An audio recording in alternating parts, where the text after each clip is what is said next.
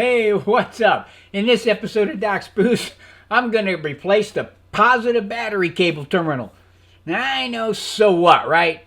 Hey, believe me, this was a huge challenge. It was bigger than you think, bigger than necessary.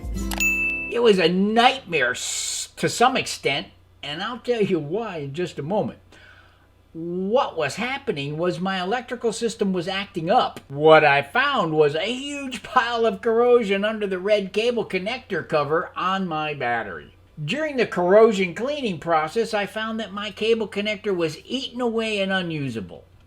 So here's why what was supposed to be a simple and straightforward repair quickly turned stupidly hard. Well, at least challenging. After searching high and low on the internet for a replacement OEM terminal, I discovered there aren't any cable ends out there for a 2011, 12, 13, and 14 GT500 or some other makes and models of Mustangs falling in those years. They're just not out there. Nobody makes one. That just seems ridiculous.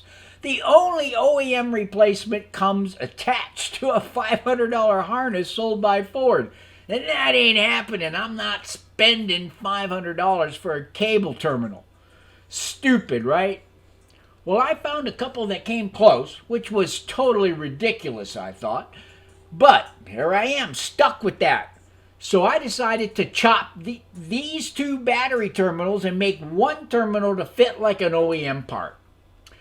I'll show you exactly how I did that, and it was easier than you may think. Hi, I'm Doc, and you're watching Doc's Boost because you know I'm going to give you the truth about high-performance maintenance, high-performance upgrades, and getting out there and having some high-performance fun with your ride.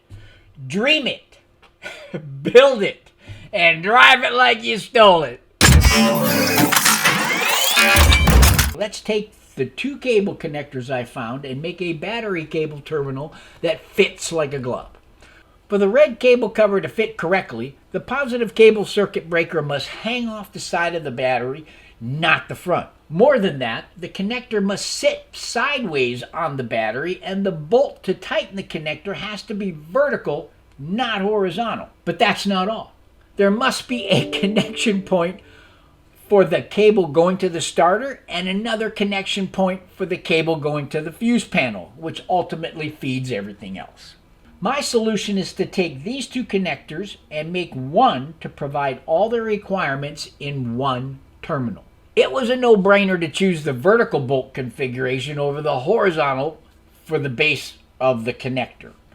The first cut was to remove this tab with the stud. It's totally in the wrong place for the connector to sit parallel with the front of the battery and allow the cover to sit properly on the battery. From there, I had to flatten out the crimp section that will hold the circuit breakers off to the side of the battery, cut the excess off, drill a hole, and solder the stud removed from the unwanted part of the terminal into the drilled hole.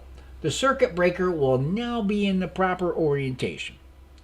Most of the second terminal is cut away. I only need a small portion just behind the post connection point. I don't need this big clumsy thing. I can just toss that.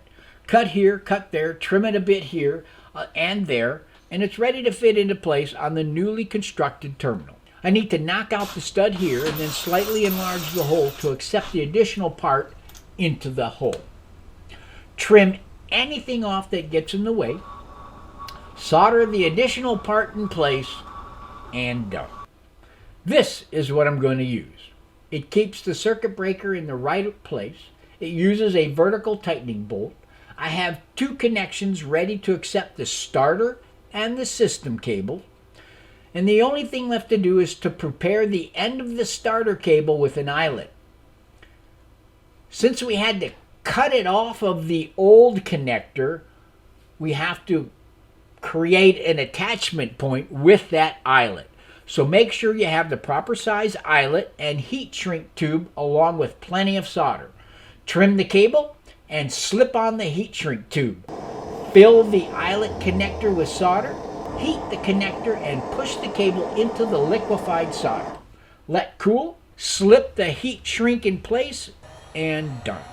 This is what the connection looks like when installed and the red cover fits like a glove. Now let's add to your professional skill of manufacturing cable ends by learning how to troubleshoot starter problems like a pro by viewing the next video I've got queued up for you right down there. Click on that and I'll see you there in a minute, and thanks for watching.